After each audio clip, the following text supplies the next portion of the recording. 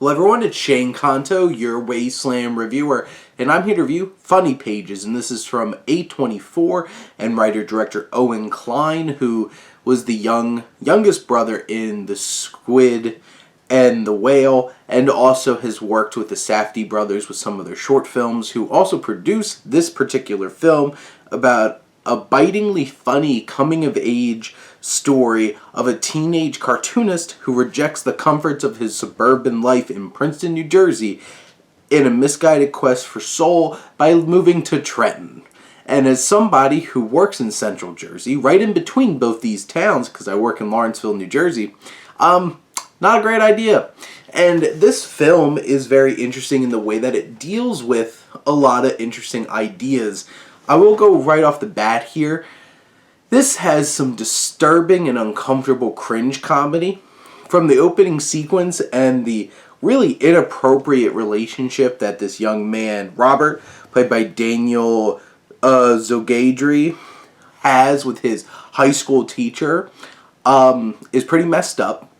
And right off the bat, though, bam, this film hits you with some big hits and tragedy. And there's other moments throughout the film where it really pushes the envelope in terms of like what's too cringy and too uncomfortable humor. And this film is filled with it. And it's darkly funny, but this will definitely turn off a lot of people. Also, at the core of it, you have Robert, who's a pretty unlikable character. He is the epitome of that rich kid who's like, oh, I'm too good and cool to be rich. I want to live like a real life, like a soulful life. And then moves to Trenton and then realizes how really messed up this whole entire situation is.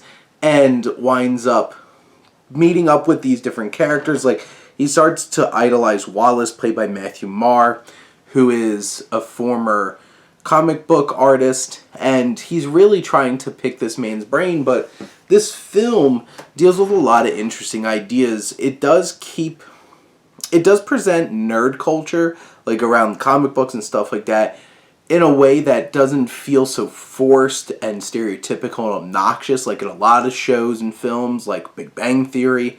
I do appreciate how they do present these characters in that way, and it does deal with that kind of that perspective of like richer people who might think, oh, well, since I'm rich, this isn't really living and I could just live like a normal life. Not even thinking about like the privilege that you have financially to be taking that chance and going into a bad situation.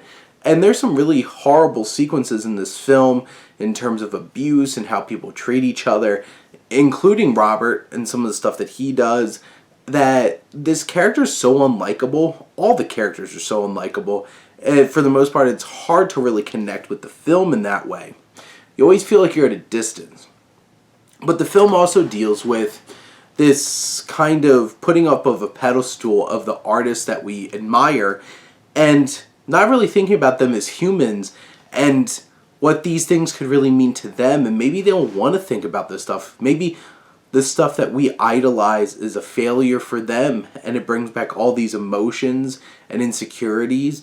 And I have to say, this film does really push the boundaries, push the envelope, and makes it, you feel uncomfortable in terms of how these characters are interacting, some of the things that they have to do to survive. This film doesn't pull punches in that way, and you wouldn't expect that from A24. You wouldn't expect them to pull punches, so it really fits in here. I think Klein has a lot of ideas.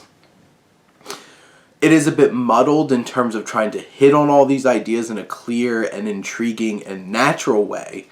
And in the end, a lot of the character interactions, like, you don't really like most of the characters, so it's hard to really super invest into it. But there are some darkly funny moments.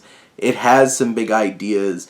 And it does boast some really uncomfortable and manic performances from some of these actors that I feel like Klein delivers a pretty impressive feature debut here, and like to see more from him, like to see more from A24, obviously. And this is quite a different perspective we get on that kind of culture centered around comic books. But those are my thoughts on funny pages. Let me know what you think, and let's talk some movies. Thank you as always for tuning in and supporting your Wasteland Reviewer.